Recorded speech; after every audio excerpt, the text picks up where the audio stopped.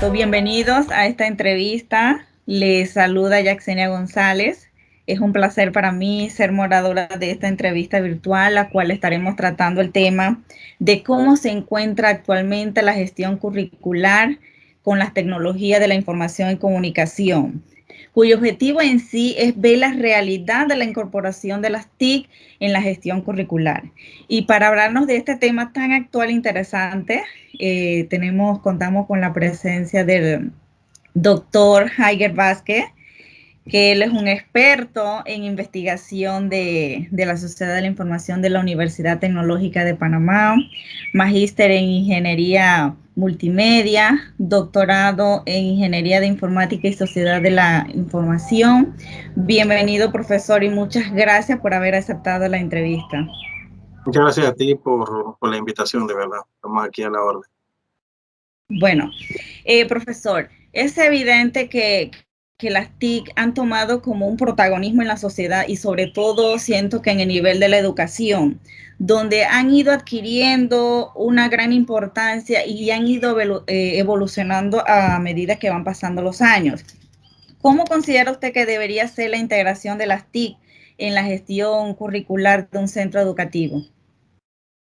Pero mira, la transformación digital a la que se ha ido abocando, a la que ha ido orillando por todo el tema de la pandemia, ha hecho que Panamá haya avanzado, pues, para mi concepto, entre 5 y 10 años en todo el tema tecnológico, ¿no?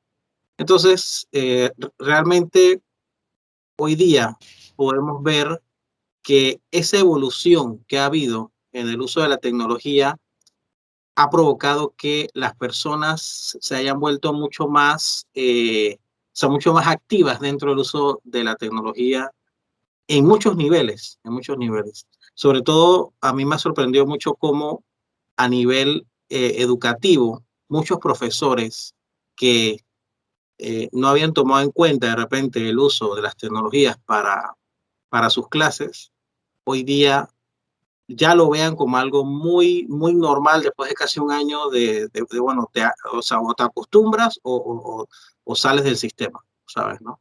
Entonces, específicamente en ese tema de la gestión curricular en un centro educativo, yo pienso que la tecnología y esa integración debería ser una integración activa, una integración en la que ya por fin la tecnología realmente forme parte de la dinámica que hay dentro de un salón de clases, ¿no? Y no solamente con esto, o sea, hay un tema y es que o sea, para muchos entendidos del mundo tecnológico, realmente uno de los propulsores de que en este último año la tecnología haya avanzado tanto ha sido el coronavirus. O sea, tristemente, algo como esto. Y claro, realmente la pandemia ha hecho aflorar muchas cosas que ya eran como secretos a voces, ¿no? De que en Panamá hay lugares en donde la infraestructura tecnológica no llega, pero bueno, eso lo trataremos más adelante. Pero sí, como te Bueno, digo, tiene que ser de forma activa esa eso es integración. cierto. Ahora, ¿qué recursos digitales educativos sugiere usted que un nivel educativo sea a nivel o superior, sea a nivel medio, perdón, o superior en el uso de las TIC? O sea, a nivel de lo que son recursos digitales, mira, nosotros creo que hemos, o sea, hemos podido experimentar en todo este tiempo con un montón de plataformas, un montón de herramientas, o sea, realmente, tanto a nivel medio como a nivel superior, yo pienso que uno tiene que integrar algunos recursos digitales que vayan ligados, por ejemplo, a lo que es crear esa interacción activa dentro del salón de clase. Por ejemplo, que los estudiantes tengan esa oportunidad, por ejemplo, de a nivel digital poder eh, no solamente interactuar con el libro de clases, ¿no? O sea, no solamente interactuar ¿cómo se llama? O sea, con lo que, digamos, la profesora en el pizarrón y todo lo demás, sino que también los profesores puedan buscar material, digamos, en Internet que pueda ampliar los conocimientos de los estudiantes. O sea, ¿por qué? Porque ¿Qué pasa? Nos hemos dado cuenta que, como decía Bill Gates en el año 1996, un artículo muy famoso de que el contenido es el rey, y ya desde ese año se venía hablando de que el contenido era el rey, ¿no? Imagínate.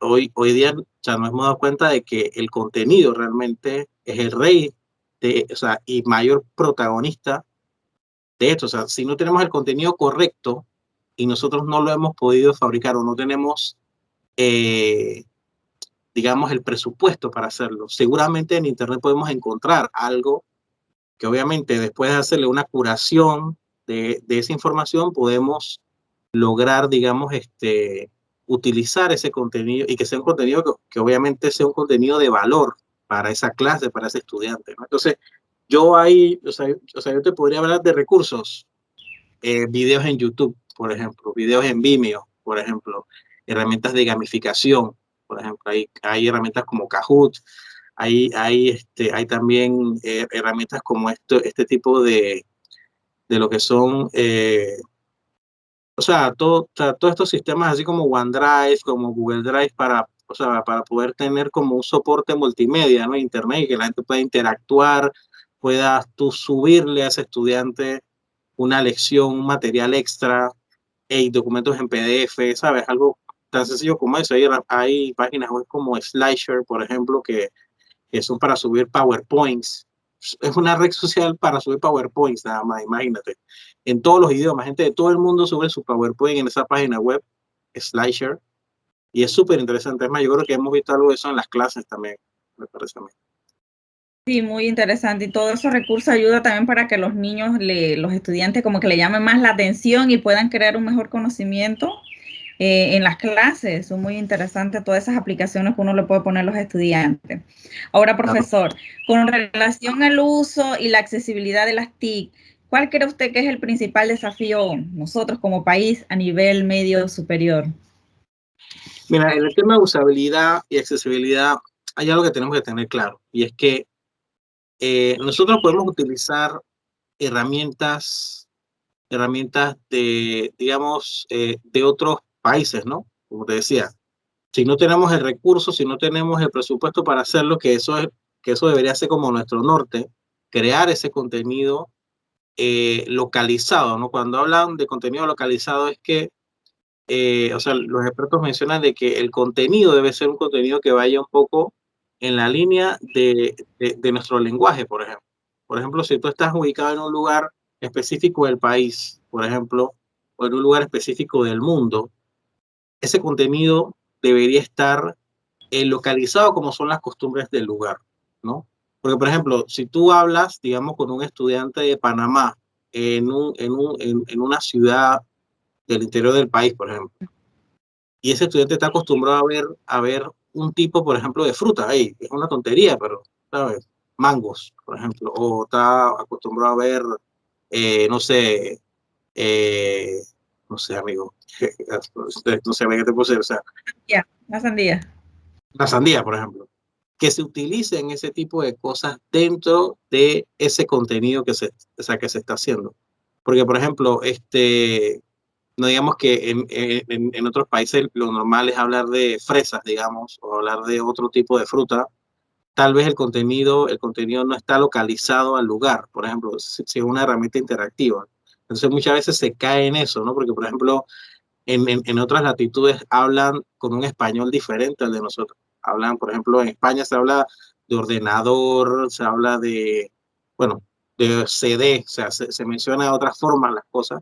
Entonces, de repente, ese tipo de cosas tal vez no hacen que se termine de enganchar al estudiante con esa lección porque no tiene la misma cultura, ¿no? La misma cultura, el mismo lenguaje que se utiliza. Entonces, de repente, eso va un poco por esa línea, ¿no? Va un poquito por esa línea. Entonces, claro, a nivel de, eso, digamos, a nivel de usabilidad, a nivel de accesibilidad, ya vemos que también el principal desafío, ¿no? Es poder, yo te podría decir, llegar, sobre todo, a que podamos tener esa infraestructura desarrollada, ¿no? Para que pueda llegar a todas partes del país, a todas partes del país. O sea, mira, hay una estadística que nosotros estamos recogiendo ahora en un proyecto que es el Observatorio Panameño de Tecnología. en donde se habla de que Panamá se encuentra como en una cuarta o quinta posición a nivel de la región, ¿no? A nivel de lo que son los países vecinos, ¿no? Colombia, Costa Rica, algunos países del Caribe. Panamá se encuentra entre la tercera y cuarta posición. O sea, tú puedes creer que Panamá tiene apenas un 70% de penetración del uso de Internet, de accesibilidad a Internet a nivel del país. Somos 4.5 millones de habitantes en el país. Y Colombia está por debajo, por debajo de nosotros, pero Colombia tiene 68% de acceso a Internet. O sea, en Colombia, ¿cuántos son? En Colombia son más de 40 millones de personas, creo, me parece. O sea, el 68% son millones de personas. O sea, como en un país tan pequeño como el de nosotros no hemos podido lograr esa conectividad a nivel, a nivel de todo el país, si somos apenas 4.5 millones. El tema es que hay un tema de voluntades que hay en el que obviamente a nivel político uno no tampoco quiere entrar porque son temas muy delicados. Pero entonces Panamá puede estar con un 70%, ¿sabes? Pero apenas se conectan, o sea, casi unos 3 millones de personas se conectan en el país. O sea, ¿y qué pasa con ese 1,5 millones de personas, o más incluso, que están en otras partes del país, ¿sabes? No sé, gente que está en el interior y todo lo demás, a la que hemos visto en las noticias, por ejemplo, en En esas donde áreas comunales que es más difícil. exactamente, exactamente. Entonces, imagínate, por ejemplo, de repente en TVN nos colocan ahí la historia de unos niños ahí que se tienen que meter a una finca y se tienen que ir a una loma en la finca de un vecino para poder conseguir conectividad con unas tarjetas de celular, ¿sí me explico? Y nos vamos lejos, nosotros mismos como docentes, cuando trabajamos por allá, por esos lugares lejos, no tenemos el acceso a internet. Para poder hacer una llamada a la familia hay que irse caminando no sé cuántas horas y llegar. Yo he escuchado muchas historias de muchos docentes que le ha pasado eso. Hay algunos paliativos, hay algunos temas en el que estamos entrando nosotros ahora con diferentes asociaciones, ¿no? Como el Internet Society, el Capítulo de Panamá y otras entidades que están en la lucha por el acceso a Internet a nivel global, ¿no? Entonces, bueno, estamos viendo qué cosas pueden ocurrir ahí. Pero bueno, sobre todo eso te digo, infraestructura es el principal desafío de nuestro país. Eso es. Ahora bien, ¿cuál es su opinión en materia de infraestructura, ya sea hardware, software, soporte técnico? ¿Usted cree que sería el apropiado para la integración de las TIC? Mira, sobre todo, yo digo que en la parte de infraestructura, sobre todo, es el hardware, ¿no? Hablando un poco de ese tema, ¿no? El hardware yo pienso que es como el principal reto, o sea, poder llevar esas líneas de conectividad y que no tengan esa saturación, ¿no? ¿Sabes? Porque claro, ahora la pandemia, algo con lo que no se, algo con lo, o sea, con lo que no se esperaban todas las empresas estas que desarrollan, es que se iban a encontrar con un escenario en el que tantas personas se iban a conectar desde su casa, ¿sabes? Porque lo normal es que tú lleves una línea de fibra óptica a un campus universitario en donde hay un montón de oficinas, pero hoy día esas oficinas están vacías. Entonces, esa conectividad que se usaba a nivel corporativo no se está ocupando ahora, pero todo eso está ahora, todo ese tráfico ahora se ha diseminado a nivel de país. Entonces, o sea, es como algo curioso, ¿no? Porque claro, tú mandabas tráfico corporativo de alta calidad a un lugar específico y a partir de allí, entonces, todas las personas se conectaban a esa misma fuente, ¿no? Pero ahora ahora tienen que llevar a muchos lugares al mismo tiempo esa conectividad de alta velocidad, entonces es más complicado hacerlo ahora. Entonces, claro, o sea, yo pienso que el hardware y sobre todo, bueno, el tema de soporte técnico es como, ¿sabes? Como el principal reto, ¿no? Entonces, eh, ¿cuál sería el apropiado? Bueno, yo pienso que tendría que ser una mezcla híbrida en general. Tendría que ser una mezcla híbrida porque tenía que ser o sea, dependiendo del lugar del país en donde tú estés, tendría que ser, digamos, una conectividad tanto de banda ancha ¿no? Fibra óptica, no sé, internet, bueno, ADSL ya no se usa tanto, pero hay lugares en donde la ADSL es una opción interesante. Internet satelital, tal vez, no sé, utilizar, o sea, diferentes fuentes para hacerlo. Ajá. Profesor, en América Latina, ¿qué país puede ser un modelo en materia del uso de las TIC de manera eficiente para apoyar ese proceso de enseñanza-aprendizaje? Mira, de lo que yo he conocido, yo te puedo decir que, o sea, y no es un tema, o sea, no es un tema de una opinión personal prácticamente, es una opinión, yo te digo, por estadística. A nivel regional, Chile es uno de los países modelo para América Latina. O sea, es uno de los países que a nivel de lo que es desarrollo tecnológico está muy avanzado. En el índice se encuentra prácticamente en un 86%, 86-87% de lo que es el acceso a Internet dentro de lo que es su población. Y eso son millones de personas también. O sea, y el que le sigue en ese camino es Costa Rica, que es uno de los vecinos más cercanos que tenemos, y eso también a mí me da, como dicen por ahí, una envidia sana, ¿no? Porque imagínate, son los vecinos súper cercanos y es como una relación prácticamente, o sea, nuestra relación, o sea, con Costa Rica es algo casi hasta lógico, porque compartimos una frontera o sea, que tiene vías, o sea, no como con Colombia que está el tapón del Darién y todo ese rollo, ¿no? Pero, o sea, con Costa Rica compartimos. Entonces, de hecho, mucha gente de Costa Rica trabaja en Panamá y compra cosas en Panamá, y mucha gente de Panamá que compra cosas en Costa Rica pasa la frontera. Entonces, hay una relación casi, o sea, casi lógica ahí. Entonces, imagínense, Chile, Costa Rica, o sea, son países que, o sea, hay uno muy cercano, otro que está en América del Sur, o sea, que son países que son modelos a nivel de toda la región latinoamericana. Y ya si nos vamos a lo que es, o sea, si nos vamos a lo que es Iberoamérica como tal, o sea, lógicamente España es uno de los países que tiene también, o sea, que es modelo dentro de lo que es Europa, y con la parte del habla hispana también va a salir. Entonces, yo te podría hablar de eso. Interesante, muy ¿Pero? interesante Costa Rica. No sabía que tuviera una tecnología tan Sí, avanzada, mira. Y es siendo fuerte, ¿no? así, como usted dice, cerca, sí. Ahora, profesor, ¿cómo se puede incluir al adulto mayor que también forma parte de la sociedad en proyectos que implementen las TIC, que impliquen las TIC? ¿Cómo introducir a ese adulto mayor para que se interese? Mira, ok, tomando algo de la pregunta anterior y viendo un poco la pregunta esta también, tal vez ahí vemos algo. Mira, por ejemplo, en lo que es el modelo de lo que es enseñanza-aprendizaje, lo que yo he visto que han implementado estos países, por ejemplo, o sea, Chile, por ejemplo, Chile ha implementado una serie de temas relacionados directamente con hacer que esa relación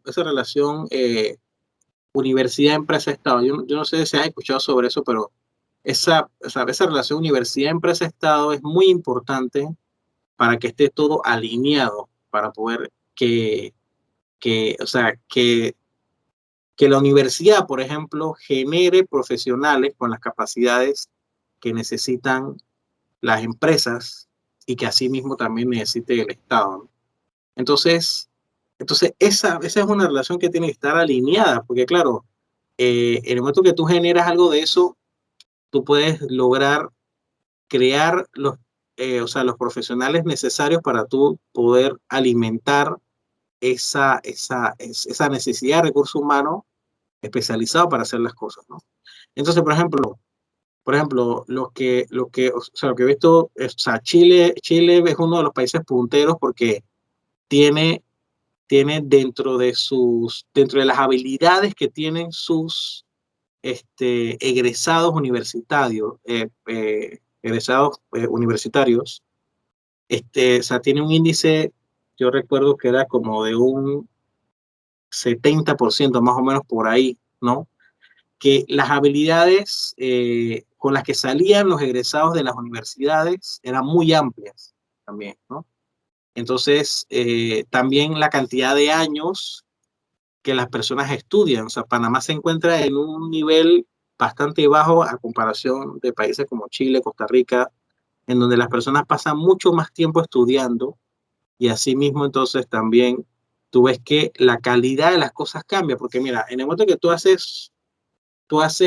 o sea, tú trazas, no te empiezas a cruzar esos datos, tú ves que dice, bueno, si la persona, o sea, si en este país la media de las personas pasa más tiempo estudiando, entonces hay menos delincuencia en el país, por ejemplo.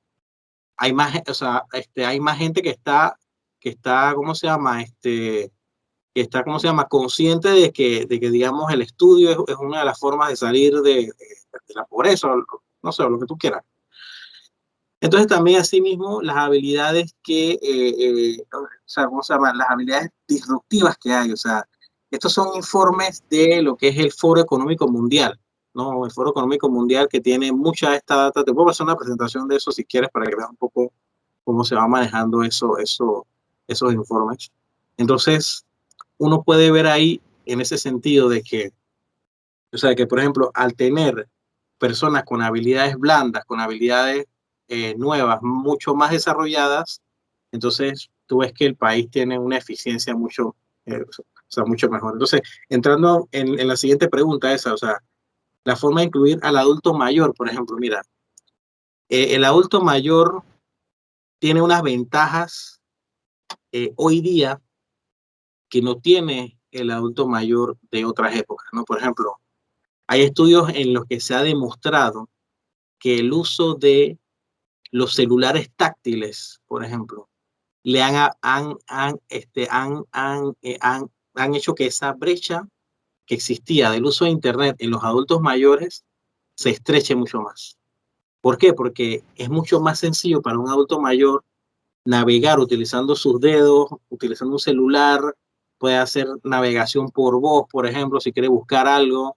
Yo te digo, o sea, yo tengo un ejemplo muy claro en mi casa, por ejemplo, o sea, mi papá, a mí me sorprende ahora cómo él no sabe usar una computadora, pero él ahora su celular lo sabe usar de forma espectacular. Y cuando tiene que hacer una búsqueda, le habla ahí a Google y que busca receta de cómo se hace, no sé, o sea, lo que te da la gana, de repente de que cómo se hace una lasaña, por ejemplo.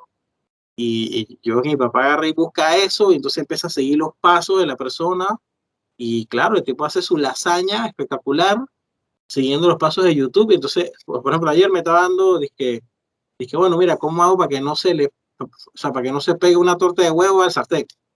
Y que tienes que hacer tal y tal cosa, tienes que con el aceite, con no sé qué, y yo me quedo sorprendido de que cómo esa inteligencia colectiva, de la que también yo hablo mucho en las clases y todo lo demás, esa inteligencia colectiva llegue a todas las personas, o sea, incluso, o sea, entonces, en ese caso, para incluir a los adultos mayores, o sea, o sea, y que formen parte de esta sociedad de la información, por decirlo así, yo pienso que ese acceso, ¿no? Crear, digamos, cursos así puntuales de cómo utilizar un celular para poder navegar, porque está demostrado que estos dispositivos táctiles abrieron esa brecha para que los adultos mayores pudieran entrar también en ese uso de el Internet, ¿no? Entonces ha como democratizado el acceso a Internet también para esa generación. Y eso es bien, bien, bien interesante y muy importante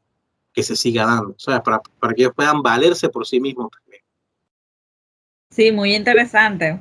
Y sobre todo si ahora tan experto en el uso de los celulares. Mi mamá, por ejemplo, antes Sí. tenía eso que le llamaban bombita y ahora se le compra un táctil y ella ya ni escribe, todo es nota de audio y toda la cosa, todo moderna. Bueno, mire, ahí tienes un ejemplo en tu casa también, pues. Un ejemplo en tu casa también. Sí. Sí, muy bien. ¿Qué urge, profesor, qué urge respecto de gobierno digital en Latinoamérica en base al círculo y su integración con las TIC?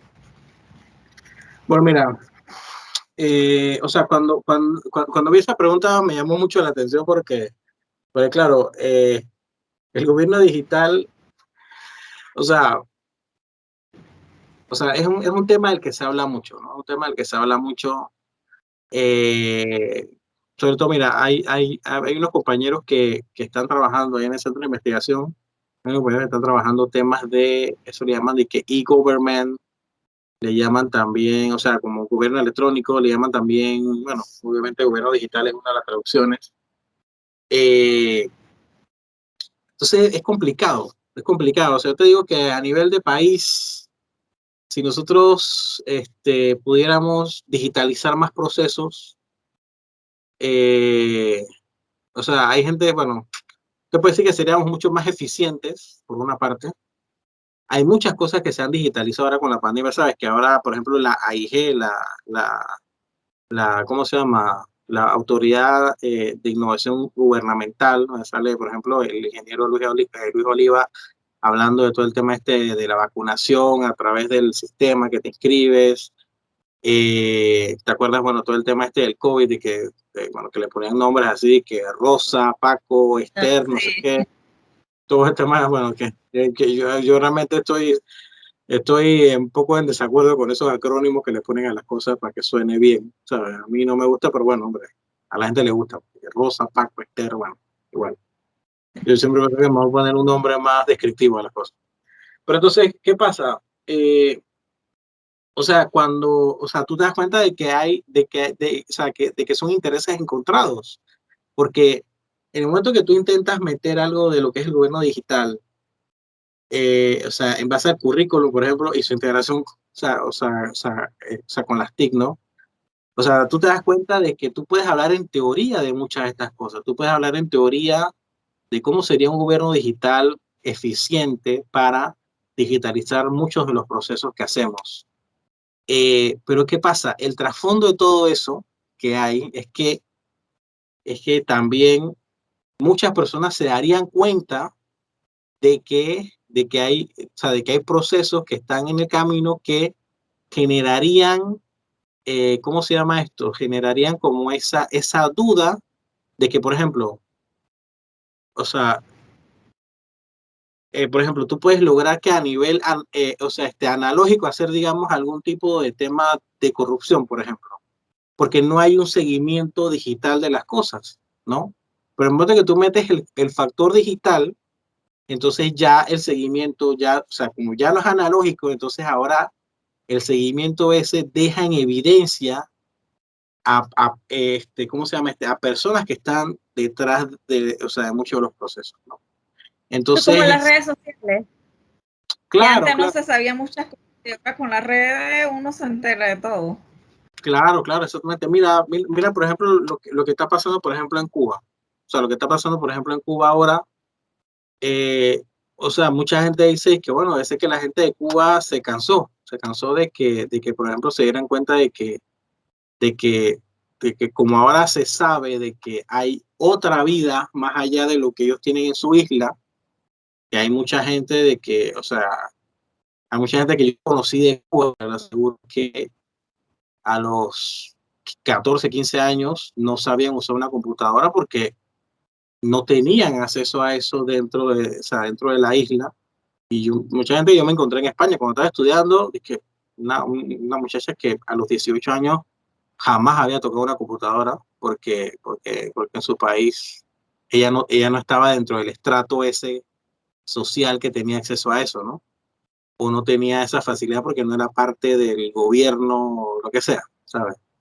Entonces tú ves que hay algún tipo de limitación, o sea, y no solamente ahí, o sea, en el momento que tú metes temas como, o sea, como las redes sociales dentro de un proceso de transparencia, por ejemplo. Hoy día vemos en el país de que como nosotros estamos en la pandemia, ¿no? Vemos cómo muchas de estas cosas han aflorado a través de medios sociales. Entonces, a través de los medios sociales, por ejemplo, ahora se sabe que tal persona viajó a tal país y se llevó a 10 personas y gastaron $500,000 en un viaje de una semana para ir a descubrir un busto bueno, de Omar Torrijos, digamos, por decirlo así. Por decir algo, ¿sabes? Yo no tengo nada en contra de ningún partido político en específico para nada, pero es que lo que pasa es que también es la imagen que tú das, porque en el momento que alguien se entera de eso, dice, oye, estamos pasando aquí problemas con la pandemia y esta gente se van y gastan $500,000 en un viaje de una semana, ¿sabes? Y ¿por qué se llevaron a ese montón de gente? ¿Por qué viajaron a China, por ejemplo? Es que, no sé, si me explico, es que hay un tema ahí que realmente tú lo ves y entonces, claro, como hay muchos procesos que están digitalizados ahora, Panamá Compras, o sea, hay gente que se ha encargado, como la gente de Foco Panamá, por ejemplo, que se ha encargado de sacar todo ese tipo de cosas a la luz.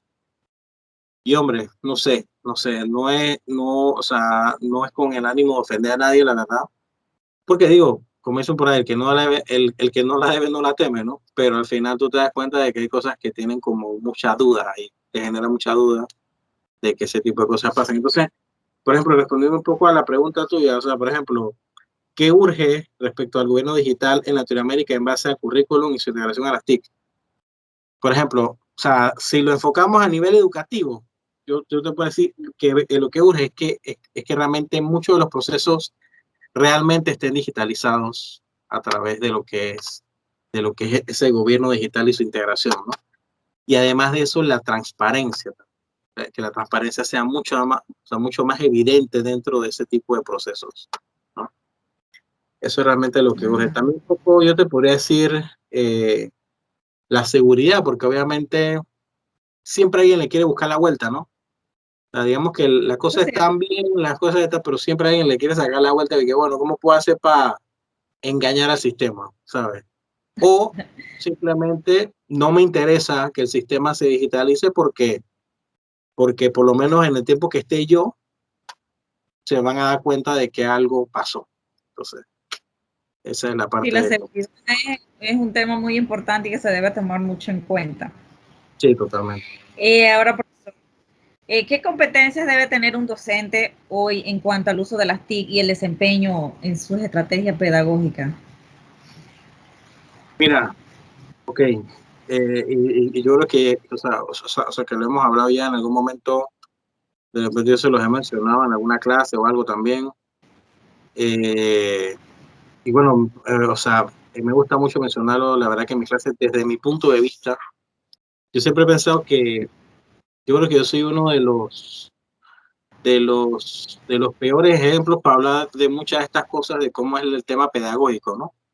Porque realmente a mí, sinceramente, yo cuando empecé a dictar clases, la verdad, porque no soy docente de planta, soy investigador o sea, como ya lo he mencionado, yo siempre saqué como lo mejor de los profesores que me dieron clases en algún momento, para yo poder realmente tener mi criterio de cómo dictar una clase.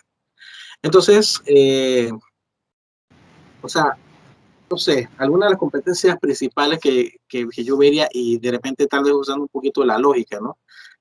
Es sobre todo que esa creatividad digital que debería existir dentro dentro de una clase. O sea, por ejemplo,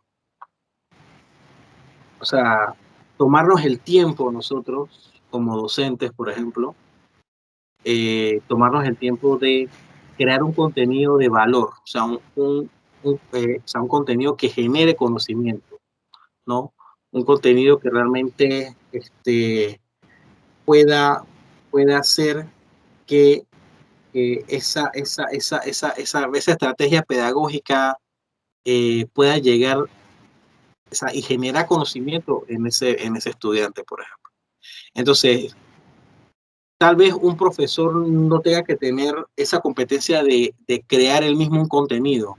No, porque para eso existe un montón de gente que puede colaborar, ¿sabes? A nivel, no sé, estudiantes, diseñadores y todo lo demás, pero que el docente también tenga un poco lo que es la creatividad y tal vez un poquito salirse de la caja, ¿no? Salirse como de su zona de confort y decir, que ¿será posible crear un contenido de este tipo? O bueno, tal vez yo he visto en otro país que se generan contenidos, ¿no? De este tipo y bueno, tal vez yo no lo sé hacer, pero bueno, hey, lo mandamos a hacer o aplicamos un proyecto o sea, o se busca un estudiante de tesis de una carrera de o sea, de creatividad, de video, algo, y que pueda generar ese contenido, ¿no? Entonces, es sobre todo esa parte de que se pueda inmiscuir mucho en lo que es la creatividad digital para que ese conocimiento que tiene, ¿no?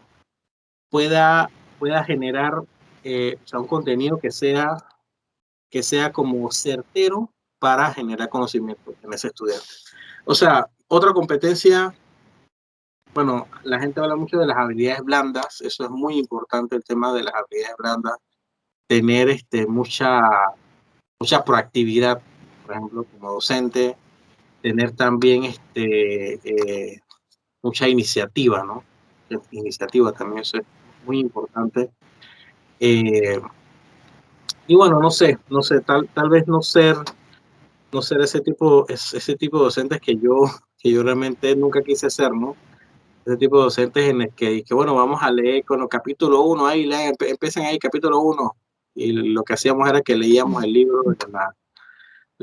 entero de texto y al final, no sé, al final tú dices, bueno, pero ¿para qué estoy en la clase, no? Para leer el libro de texto, entonces al final, sino que realmente, no sé, pudiéramos como desarrollar, ¿no? Y también, no sé, no ver al estudiante como una competencia, realmente, o sea, realmente verlo como un aliado al estudiante. Eso yo pienso que es importante. Y, y ese punto que usted habla de la creatividad, se ha visto mucho ahora en esto del COVID, de la pandemia, que hemos tenido que dar las clases virtualmente. El docente ha tenido que utilizar su creatividad para que el estudiante pueda captar en sí la información y le tenga interés a la clase. Claro, claro, exactamente, exactamente. Entonces, por ejemplo, mira, clases como esa que nosotros dictamos, como esa de desarrollo multimedia, la verdad que yo siento que o sea, uno se ha dado cuenta o sea, con clases como esa o sea, de que realmente la multimedia forma parte de nuestra vida diaria, ¿no? O sea, y que uno puede encontrar ejemplos o sea, tan sencillos como, digamos, pedirle o sea, a un estudiante, por ejemplo, con la tecnología que tiene en un celular, porque esa es una de las ventajas que hoy día hay, que no teníamos nosotros en otras épocas, por ejemplo, de que ese celular estrechó esa brecha digital del uso de Internet, por ejemplo, ¿no? Entonces ahora el conocimiento está distribuido en un montón de personas, con cosas como la inteligencia colectiva, y entonces así también se ha democratizado el que la información llegue a todas las personas. Eso se ha democratizado muchísimo. Y con unos ciertos toques de iniciativa y de proactividad, tú puedes hacer que los estudiantes dejen de ver, o sea, los aparatos que tienen, ¿no?